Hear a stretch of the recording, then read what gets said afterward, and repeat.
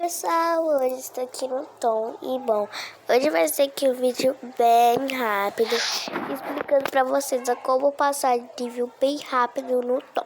Primeiramente, você precisa ter bastante dinheiro, né? E aí, eu vou só testar mesmo, se você quiser só testar, tá bom?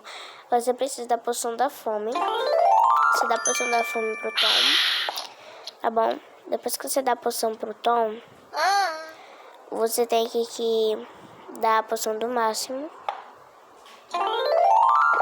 E daí vou passar de nível. Vou provar pra vocês. Vou fazer a segunda vez. Vou só aqui baixar o volume. Gente, demorou muito. Ó, nível 5. Bem rápido. E, gente, é simples. É muito simples esse truque.